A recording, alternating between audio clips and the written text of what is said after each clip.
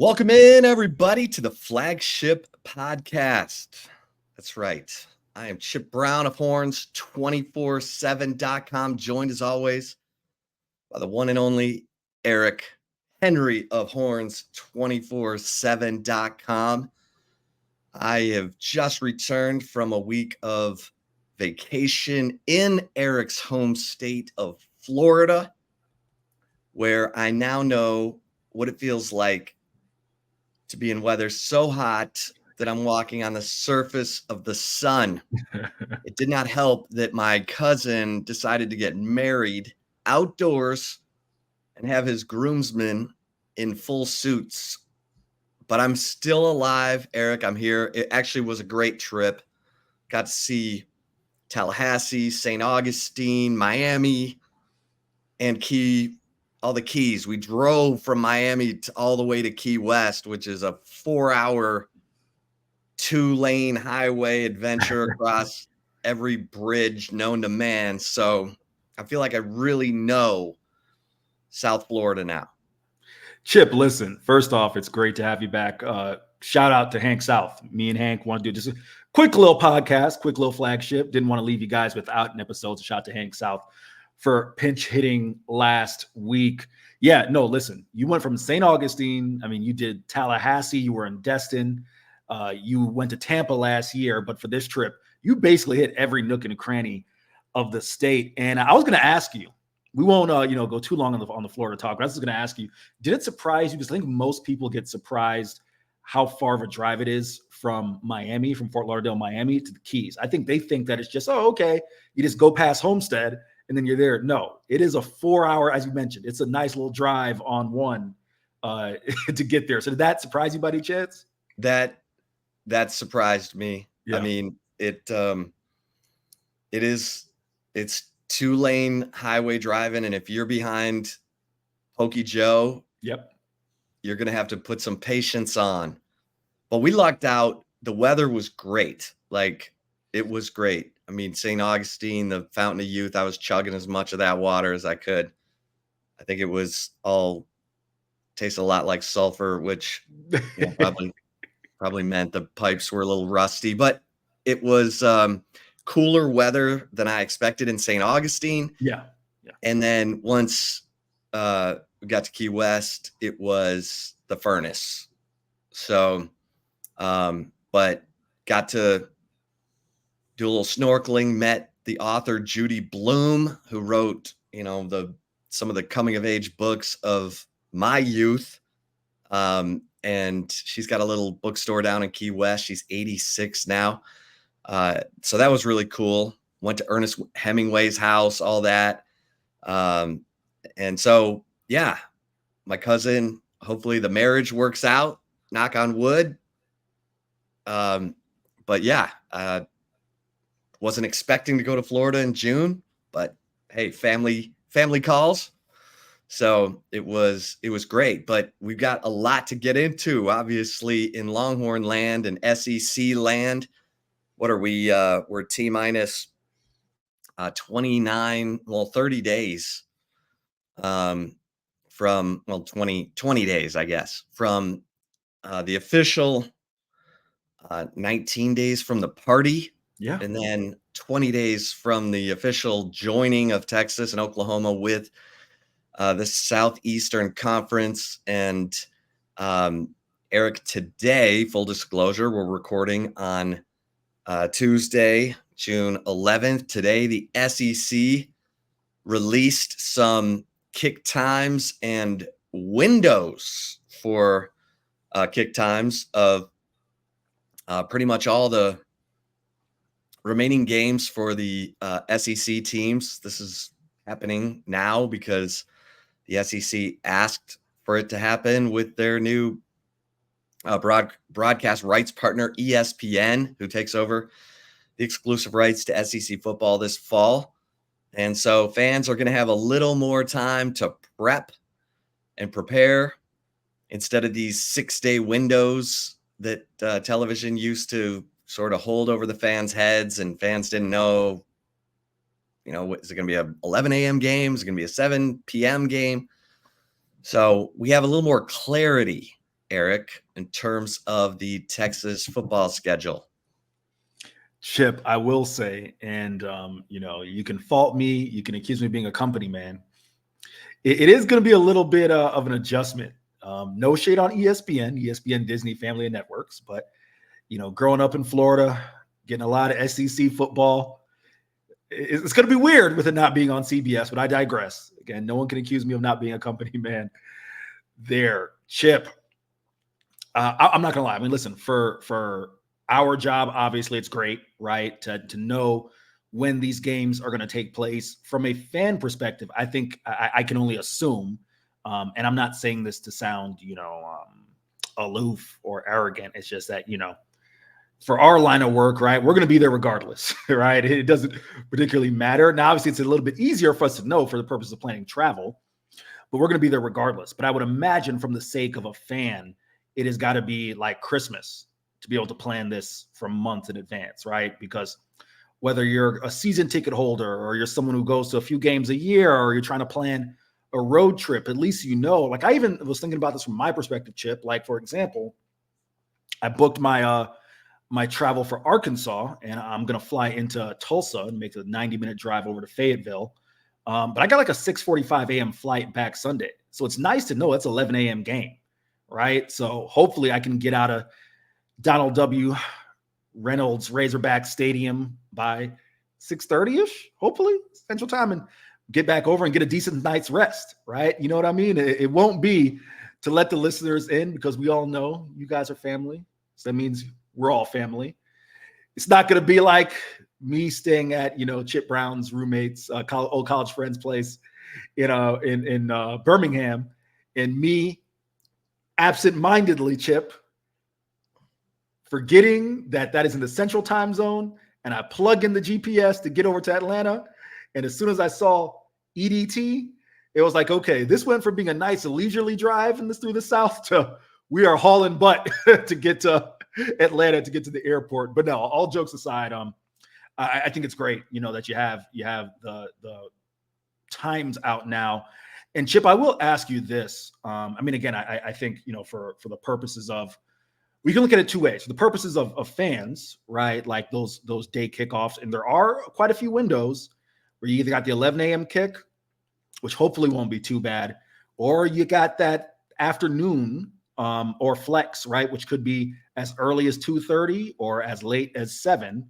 That's probably gotta be a little bit apprehensive. But even, Chip, to bring it to a football sense, how many times have we heard Steve Sarkisian say, yeah, I got to have a team that's ready to go to play in DKR when it's 115 down the field? Well, this schedule at least kind of bears out that reasoning by Steve Sarkisian.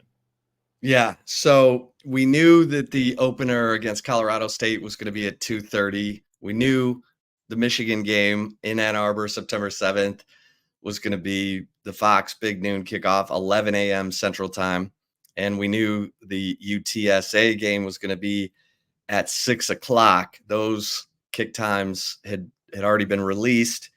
But we learned that the ULM game on September 21st is going to be a 7 p.m. kickoff. So 2 night games for Texas fans in September, which helps. The Mississippi State game is going to be at either 2:30 or 3:30 on September 28th, the Longhorns' first SEC football game. We knew the Texas OU game was going to be at 2:30, and I'm hearing that's probably going to be a pretty steady time slot for Texas and OU. And then the Georgia game is flexed, and I got to think that's going to end up being a night game. Depending on how the seasons are going for both teams, that could be a top 5, top 3 type showdown. And then Vanderbilt will be at 2:30 or 3:30 in Nashville. And then Texas will have an off week, and then they'll play at 11 a.m. at home against Florida on November 9th, 11 a.m. at Arkansas on November 16th. And that's That's good news for Texas fans. You're not getting a night game in Fayetteville.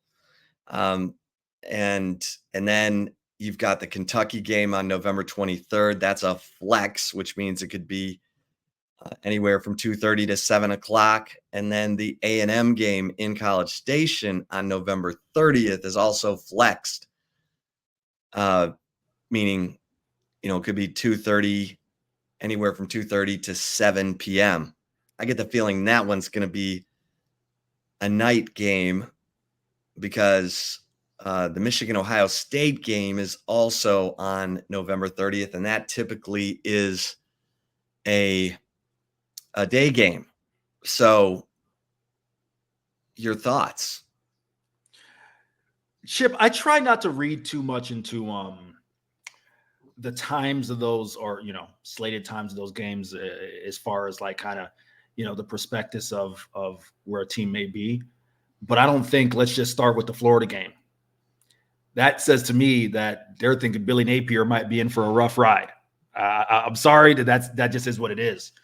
To what you said about the Georgia game, yeah, I talked about that on a different show earlier this week. I can't see any way that game is not a night game. That is absolutely, that's a showcase type game. That is there's no Chip. If my memory serves me correct, Alabama kicked off at 6 p.m. Central Time last year. 6, yep. Right. So that's where my brain goes as far as that contest is concerned. But no, all in all, I kind of like the way this shook out. And again, Chip, I don't want to psychoanalyze things or read too much into it.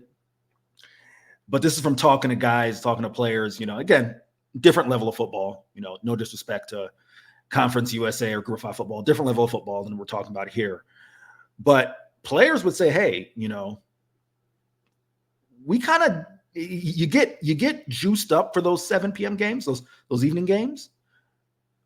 But it's kind of awkward just waiting around all day. A lot of the guys would say, listen, those of them who lived on campus would say, we just go to the facility. We just hang out around noon because you get antsy, right? The nerves are there. You're watching College Game Day. You may have watched your buddy's game and they got knocked off. They got upset, right? And then that builds up all the nerves. So I think I guess what I'm trying to say is, the premier games should be night games, right? The Georgias, the Texas A&M games. But I kind of like the fact that you don't have a full slate of just night games, because I think that, I don't know, Chip, am I reading too much into it? I feel like that just leaves a lot of time for guys to just get worked up, and then all of a sudden you waited all day to release all this. Now, to be fair, if you're the team that we believe Texas to be, none of that matters. It's all nonsense. But I'm just stating it for the purposes of this discussion. Yeah, no, I think you're right. I think if Texas is the team that Steve Sarkisian hopes his team is this year, then the game times don't matter. I just know from going to the Arkansas game in 2021, that was a 6 o'clock kick. That place was, they were out of their minds. And I think Texas got ambushed in that game because of the environment. So it was, there's no question, if you turn that game into an 11 a.m. game in Fayetteville, you're not giving the Arkansas fans enough time to get a little lubricated. There's enough time, but it's not building the way that it normally builds for a night game. The fraternity sorority row at Arkansas is right across the street from the stadium, and they're going to be a little hungover probably from whatever was going on Friday night, so they may not be as amped, but I'm speculating. I don't want to speculate in the wrong direction. I'm just saying that 11 a.m.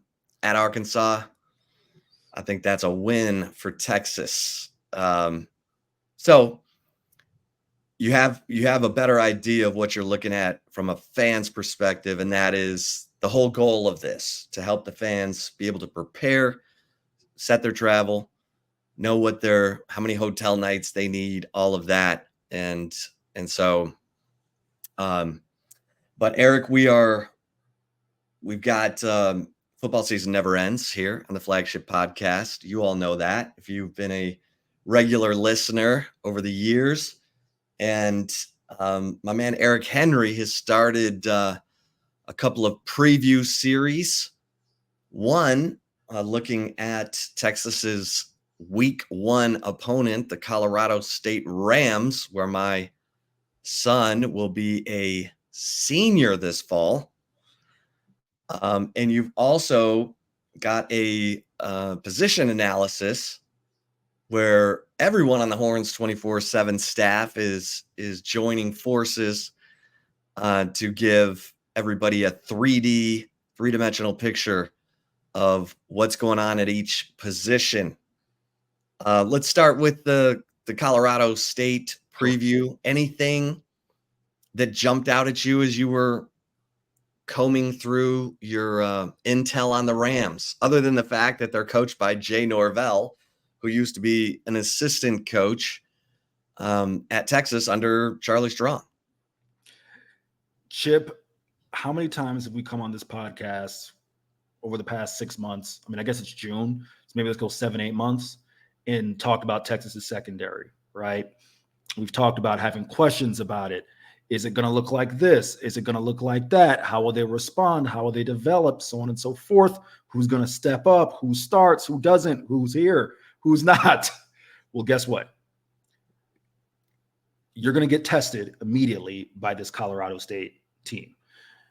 For anyone who doesn't know, as you talked about, Jay Norvell, longtime college assistant, receivers coach, former Texas, NFL, did a great job at Nevada, 4 out of his 5 years, led the team to a bowl game. And if you know anything about his offenses, they're looking to throw the football. At Colorado State, he's got, a disciple of the air raid, Matt Mumme, the son of Hal Mumme, his quarterback's coach, assistant head coach there at Colorado State. And they've got a Texas quarterback, a kid out of Aledo, Braden Fowler-Nicolsi. Had a pretty good year last year. Threw over 3,400 yards, over 20-something touchdowns. And again, you're not talking about, a Colorado State team that is, going to surround him with a ton of talent. For him to put up the numbers he did shows, in my mind, indicative of the type of player he was. He was a 24/7 sports 3-star recruit coming out of high school, ended up there. That's the first takeaway, Chip, is that we're going to learn about the secondary, because the way that, and Chip, this, right? I mean, so many offenses nowadays have air raid principles, and everyone kind of does it differently, put their own little spin on it. But that type of offense, it's going to tax you. It's going to tax your defense. It's going to tax the secondary. We're going to find out if this secondary is improved as far as coverage. And the big thing, Chip, that kind of hurt the secondary, Steve Sarkisian, was his words. They didn't do a good enough job getting guys on the ground once the ball was in their hands. You're going to get an opportunity to see how they improved in that realm, because Colorado State, Torrey Horton, over 90 catches, over 1,100 yards last year. He is the go-to guy. He is back. So that offense is going to tax you. Defensively, again, as it tends to be the case with a lot of group of 5 teams, they may have a player here or there, but not overall a ton of talent. They've got some veterans, I would say primarily in the secondary, a pair of veteran safeties. Chip, you've been around this game a long time. Excuse me, when you see safeties with over 100 tackles, that tells you guys are getting to the second and third level of the defense. So that was where that felt with some of their guys last year. But the last thing that stood out to me, they returned 3 of 5 offensive linemen from last year. Again, that can be cliche. Not all offensive line plays created the same. Just because you return guys doesn't mean they were good. With that being said, at least you have veteran offensive linemen who are going to walk into a hostile atmosphere at DKR Texas Memorial Stadium. They shouldn't be fazed by that. I mean, Chip, what really impressed me about that team last year was the way they went into Colorado. We all know the conversation. Things got completely out of hand with Jay Norvell and Dion and talking about quote unquote mothers and all this other stuff. But that team, all that nonsense aside, they showed up ready to play in Boulder. And that was one of those night kickoffs on Fox, that was a lot of spotlight. So I'm expecting a team that's going to show up. I do not think it'll be a 36.5 point game, which is the spread there. And last but not least, Chip, and this is just my thing, I'll pass to you on this. Having covered, again, Group of Five football, being on the side of, a team that features a lot of kids from a backyard, whether it's South Florida or just Florida in general, right? And they play the big time premier school in that state. You got a lot of kids who want to prove that, hey, we were good enough to play for that school and we wanted to go to that school. Jay Norvell has a lot of Texans on this roster, Chip. As I stated, the quarterback Braden Fowler-Nicholson is one of them. But I didn't go through for a full count, but just in looking through as far as guys who are impact players, over a dozen guys are Texans. And whether it's they played against some of these guys in high school or wanted to be at the premier flagship program in the state, they're going to have pride. So that's something to keep an eye on. Again, don't think it's upset worthy type game, but I do not think it's going to be a 36.5 point game either, Chip. Yeah, I mean, this, the quarterback that you mentioned, Fowler-Nicolosi, showed some promise as a, freshman quarterback, and he should take that big jump into year two. We'll see if, how well that passing game holds up against the Texas defense. But I think you're right. I think it's a good early test for that Texas pass defense, the pass rush that Texas has added to the roster with Trey Moore and Colin Simmons, in addition to Barron Sorrell and Ethan Burke. And so, look, that's why you are hopefully an annual member at horns247.com, so that you're getting all this great content over the summer to prepare you for the football season. And, that's why football season never ends over at horns247.com. All right, Eric, you're also, you put out a position preview this week looking at the quarterback position. And I mean, third-year starter Quinn Ewers backed up now by second-year redshirt freshman Arch Manning and Trey Owens. And I think after everyone watched the spring game, they're feeling pretty good about this quarterback room. Might be the best in the country when you look at the fact that both Quinn Ewers and Arch Manning were the number one recruits in their entire recruiting class, not just the number one quarterback, the number one prospect in the nation. And so Steve Sarkisian, his offense is a magnet for top quarterbacks right now. Yeah. First off, Chip, if I may, I want to say thank you to you, Hank South, Jordan Scruggs, Jeff Howe, for all coming together. We all got things we're working on, especially our recruiting guys. It's a busy time for them. Chip's, busting his butt, working sources. He's doing his thing. So I appreciate everyone, coming together. This is one of my favorite pieces to work on, because I genuinely believe that you're not going to get a more well-rounded look at positions than you will with this series. Chip gives you his deal as far as what team sources are telling him. You're getting a look at kind of how each position was built. We do recruiting in a 3-year period. So from 2022, for the purposes of this edition, 2022 to 2024, you get a look at how each position is built. You're getting a look at what the future looks like as well from Hank and Jordan. And then you're also getting the depth chart and just the general thoughts from myself and Jeff. So again, we know if you're listening to us and rocking with us, you probably are a subscriber. But if for some reason you are not, that is a reason to sign up today. I guess by the time you hear this, the 60% off promo will have just ended. However, still, I don't think you're going to find a more conclusive, as Chip termed it, a three-dimensional, well-rounded look at each position and each team. So thank you for giving me the indulgence to thank everyone there. Really quickly on the article. Yeah, I mean, listen, I've been on the record saying I think Quinn Ewers is the best quarterback in the SEC. That includes Jackson Dart. That includes Carson Beck. Quinn has earned it in my mind. The biggest takeaway, I'll give you a little nugget. The deep ball, that's something we've talked about a lot, right? And I try not to make too much of it. I asked Steve Sarkisian this question during the spring in terms of just how crucial is it to be able to test defenses at all three levels, or can that be done by just getting the ball in the hands of your playmakers, guys like Xavier Worthy last year, A.D. Mitchell, or guys like Jonte Cook and Silas Bolden, Ryan Wingo, Matt Golden.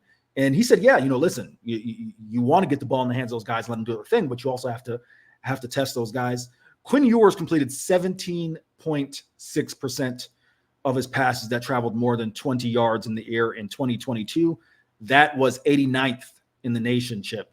That number regressed. It was 11.9% in 2023. As I noted in the piece, the deep ball, not always all on the quarterback.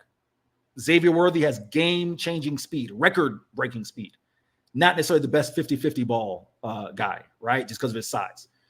We'll see what happens this year. But Chip, Jaden Daniels, Caleb Williams, those are my standards. And I know you're saying, all right, we're talking about two great quarterbacks. Well, A, we believe Quinn to be in that realm, right, as someone who's that capable. But B, just in terms of what they were able to do, Jaden Daniels completed 67% of his passes that traveled more than 20 yards in the air. Caleb Williams was somewhere around 50.1%. So not saying Quinn has to be that good, but to give it back to you on this, Chip, if Quinn's hitting 35% of those passes, so 1 out of 3, that's a dangerous offense, in addition to what they already are. Yeah. Yeah, and this is a huge offseason for Quinn Ewers, because as the third-year starter, he is the clear leader of this offense. He's the one organizing summer workouts, getting these, he loses his top 5 pass catchers from last season. It's on Quinn to get all these new faces at receiver, at tight end, on the same page, so that there is chemistry, there is, connection, because that's one of Steve Sarkisian's biggest concerns, or was going into the offseason, was getting Quinn Ewers on the same page with all the newcomers, Isaiah Bond, Matt Golden, now Silas Bolden is on campus, Ryan Wingo, and then, you've got your returning receivers, Jonte Cook, DeAndre Moore, Ryan Niblett. They're going to be getting a lot more reps in summer workouts.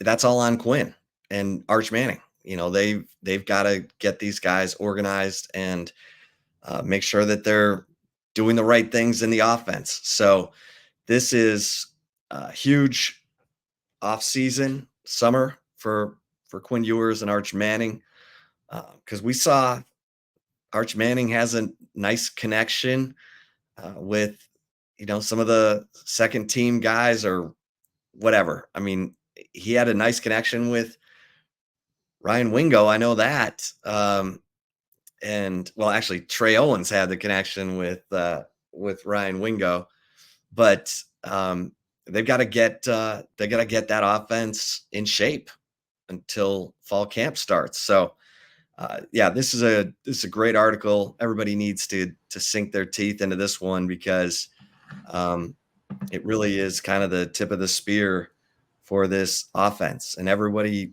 looks at this offense and thinks it's just going to pick up where it left off.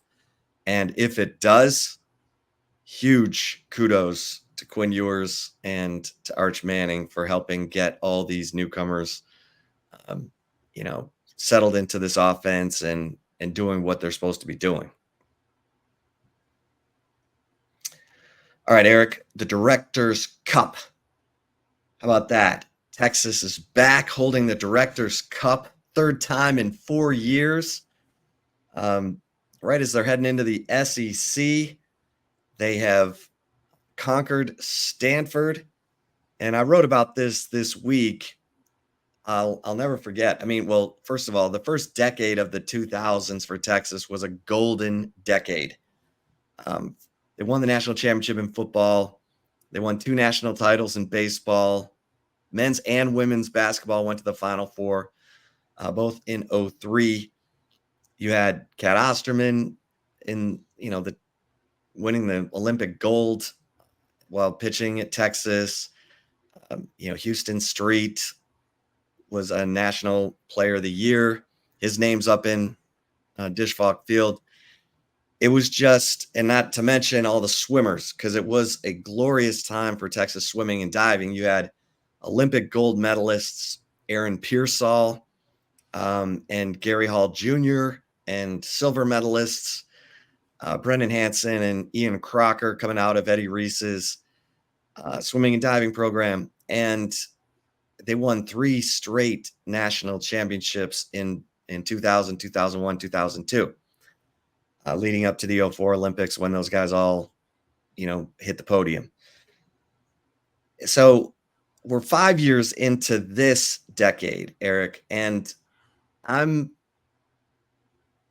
sitting here saying, are we 5 years into the next golden decade for Texas athletics when you look at all the sports that are winning national championships, that are finishing runner-up? I mean, you had volleyball win its second straight national championship.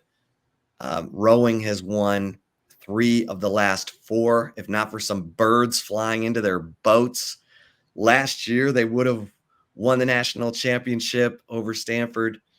That really did happen, by the way. If you just Google it, Google Texas rowing and birds, and it's amazing what happened. But you look at where Texas is right now, and football's ascending. Football's doing this. Just went to the college football playoff, just won a conference championship, and is picked to finish, picked to go to the college football playoff again this year. Texas women's basketball going to the Elite Eight every year. Rodney Terry took basketball to the Elite Eight 2 years ago, got to the round of 32 this past year. Now he's loaded up in the portal. It's promising. And I just would say to Texas fans, enjoy this, because it's good to be a Texas Longhorn right now. Chip, I'm just going to add something really quick. Obviously, I can't speak to, the decade that you referred to in the 2000s and the success they've had there. But what I can speak to, and before anyone accuses me of, having my burnt orange and white underwear on, and drinking the Kool-Aid, I think I have a greater appreciation for just Texas as an athletics program because of the fact that, a lot of times you hear me talk about my experience covering Group of Fives. I'm not saying all things are equal, right? Money from a dollar for dollar, money, facilities, apples and oranges. But Chip, I will share this story, and I'm gonna try to be careful what I say, but also be transparent. So I did cover a program prior to covering Texas where a one-time athletic director showed up to a event where potential recruits were and current players were, showed up inebriated with his shirt buttoned down 4 buttons and with, company, right? I'll just say that. I tell that story to say, I think I have a greater appreciation for top to bottom what a well-run athletics program is supposed to look like, having covered some programs to where they didn't look like they knew what the hell they were doing, right? So I'm saying that to say, and listen, Chip, you've talked about it. I don't think you would mind me saying his name because I've heard it in various forms. Steve Patterson, right? Like you've told me about that era. And plenty of people have told about that era, right? And I think Texas fans firsthand know what that can look like. So that should give them a greater appreciation as well for the success that just top to bottom, Chip, Texas athletics is enjoying right now under Chris Del Conte. Yeah, no doubt. I mean, if I say the name Steve Patterson, Texas fans should wince and shudder and look through their fingers because those were the worst years I've ever covered. The morale, everything was just awful. And to come out of that, and again, I've written a lot about the fact that Texas has $800 million in facility upgrades under Chris Del Conte in his first 5 years on the job. And all those facility upgrades touched every sport. In fact, every other sport got a facility upgrade before football got its $250 million facelift in the South End. So, and Chris Del Conte did that strategically to send a message to his coaches in every non-football sport that, hey, we're going to give you what you need to compete to be a top 5 program every year. That's the expectation.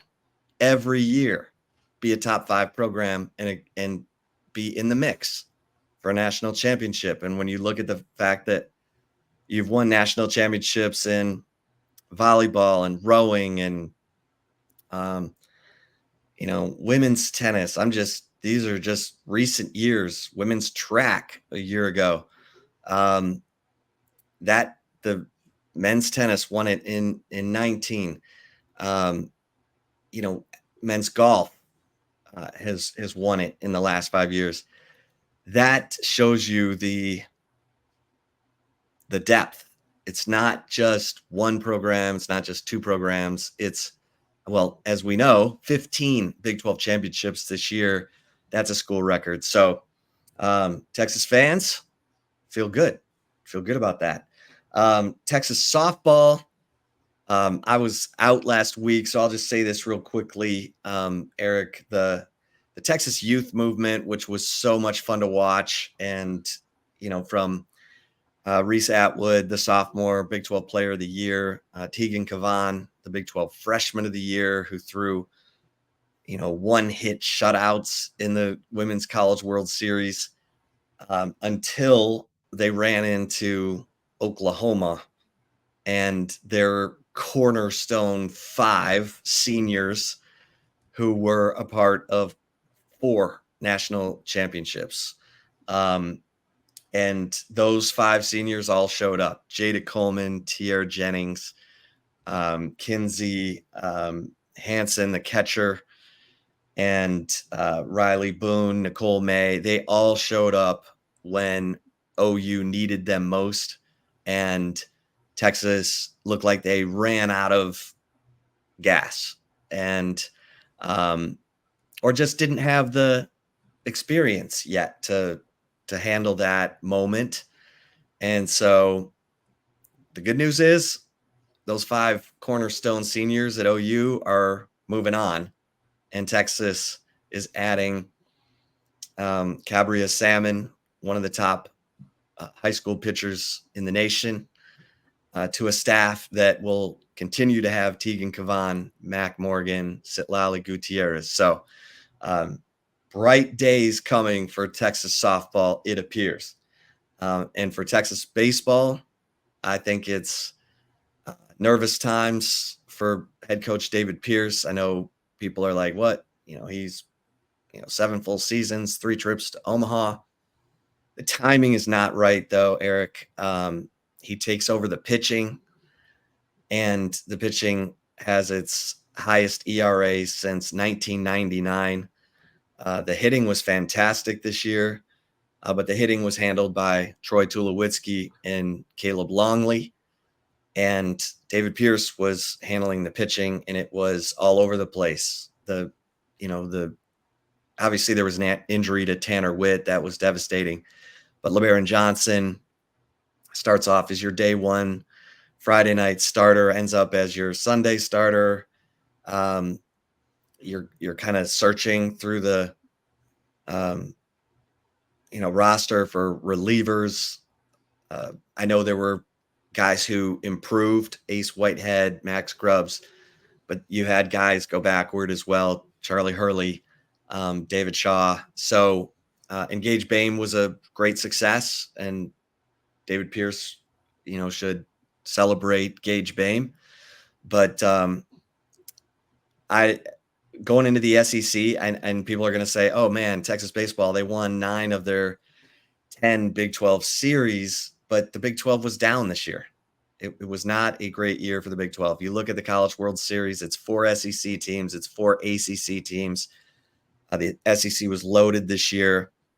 Texas would not have won 9 of their 10 conference series in the SEC this year, my opinion. But I think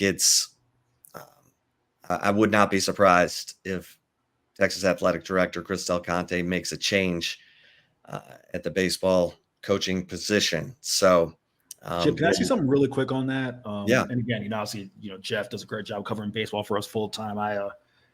It's got the back end. I also went to the Central Florida series when I was home, and I covered 2 of the games there in College Station. This postseason. A 2-part question, and we'll get take or leave it. One, the way the season ended, Chip, does that? I'm not saying Chris Del Conte makes a move just based on the way the season ended, but that had to leave a sour taste in one's mouth. You get, arguably, considering the circumstances, maybe LBJ's best start of the year against Texas A&M in that environment. Jalen Flores, you can't put it all on one player, but those 2 costly errors really hurt Texas down the stretch. And then, the way they lost to Louisiana. So I guess that's the first part of the question is, does that maybe play a factor in things? And the second part of it is this. I'd kind of heard, I'm wondering if you're hearing the same thing, that maybe, I want to be careful how I say this, maybe one of the targets that Chris Del Conte may be eyeing, is still participating, or was just still participating, depending on the time, this is released. And maybe that has played a factor in whether or not a move will be made. Well, I think Chris Del Conte is going to look at the entirety of the season and the fact that David Pierce has been shuffling his staff really each of the last 3 years. He removed Sean Allen, his longtime assistant. He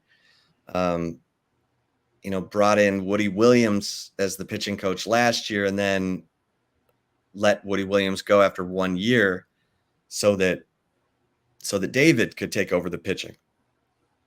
And I know for a fact that Texas offered Frank Anderson, who used to be the pitching coach at Texas, is now at Tennessee, a big money deal to come to Texas, but David Pierce would not give him full autonomy, that David Pierce was going to remain involved in the pitching.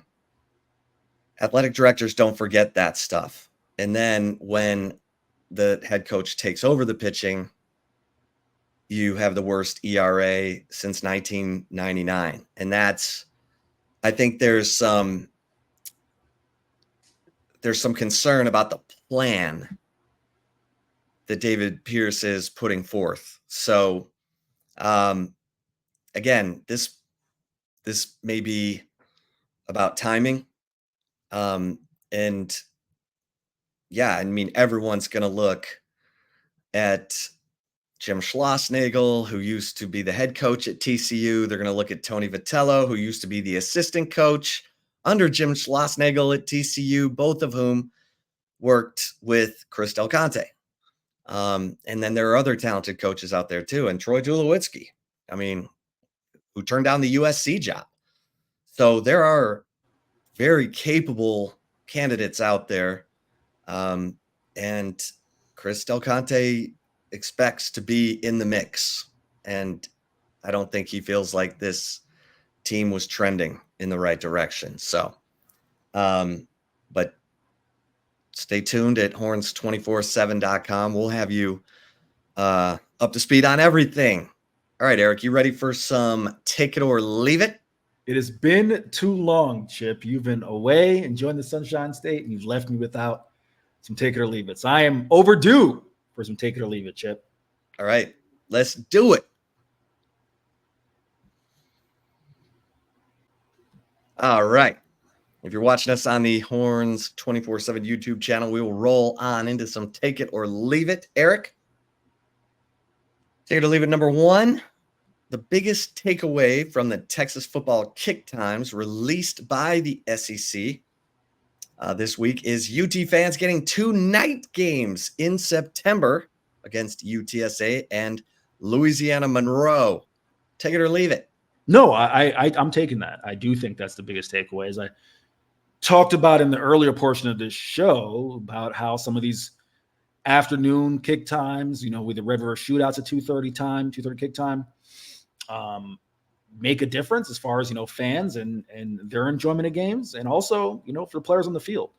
So not that in my mind, Texas San Antonio or UTSA, I should know better.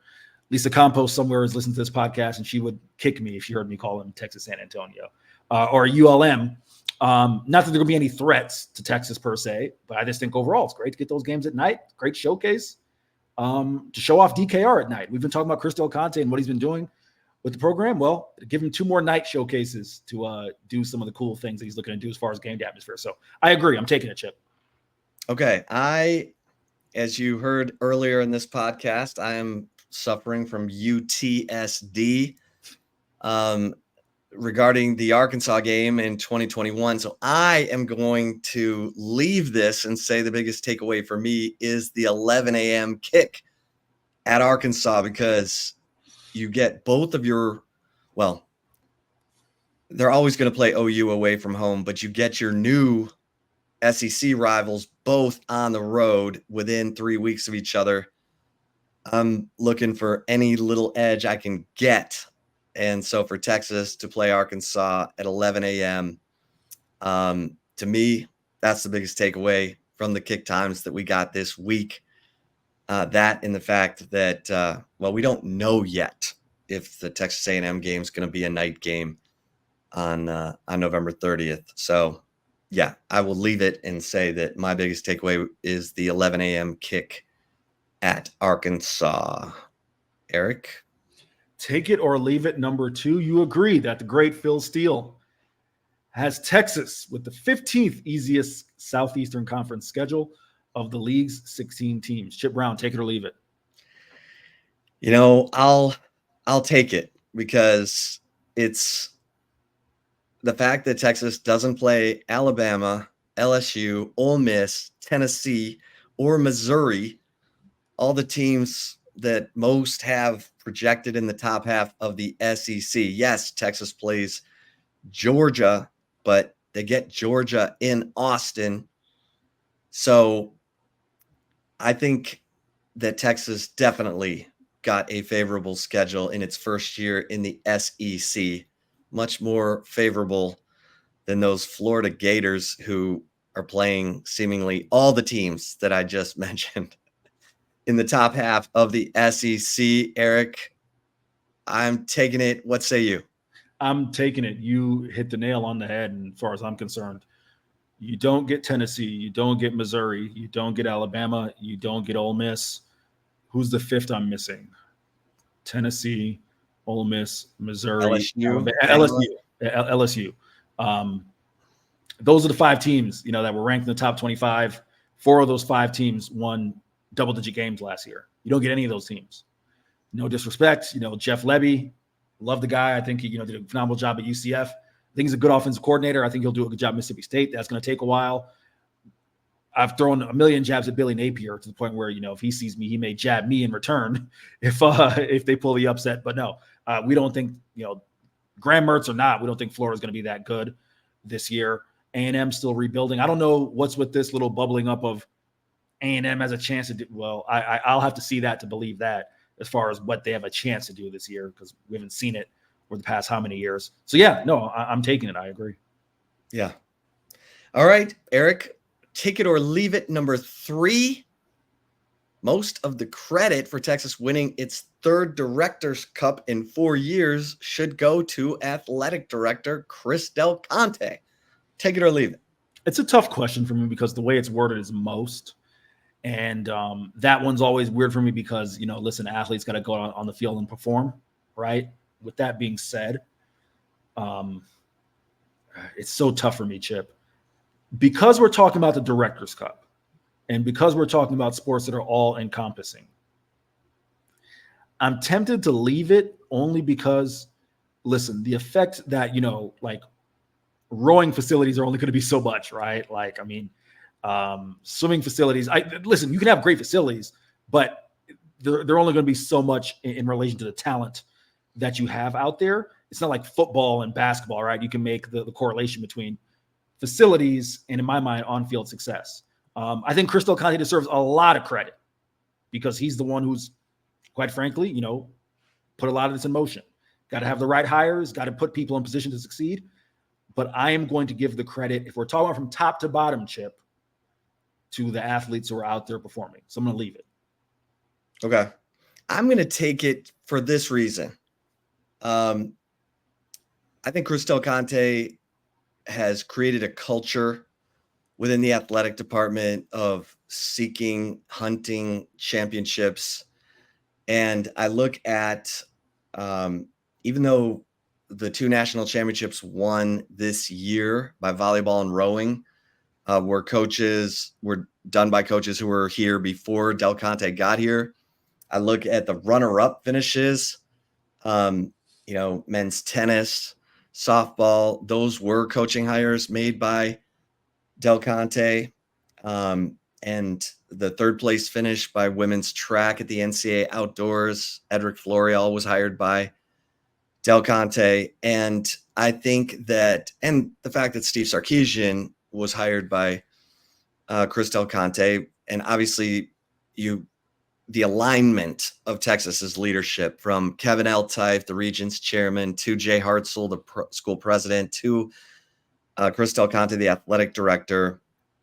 I think they have created a culture under Del Conte's leadership that is a winning culture. And so I think we've heard all the coaches talk about it, how, hey man, you're just trying to keep up with all these other coaches who are winning. And it's a really positive atmosphere. It's a morale that is high. And we mentioned Steve Patterson. When you compare contrast where things were at Texas, 2015, 2014, it was rough. And to think that just less than 10 years later, Texas is on top of the college athletic world. Kudos to everyone over there for the alignment, the cohesion, the winning. Students got to do it on the field. Got to have the coaches who are looking out for the students. Got to hire good coaches, and Chris Del Conte's done a really good job of that. So I'll take that one. All right, Eric, good stuff today. Hope everyone, well, first of all, we thank you for listening to this episode of the Flagship Podcast. Till next time, we'll see you over at horns247.com. Don't forget to become an annual member so that you get all the perks, including all the VIP content on every team site in the preeminent 24/7 Sports Network. And don't forget to subscribe to this Horns 24/7 YouTube channel and click the bell for notifications so that you never miss a thing. We're here for you. For Eric Henry, I'm Chip Brown. Till next time, stay safe and keep the faith.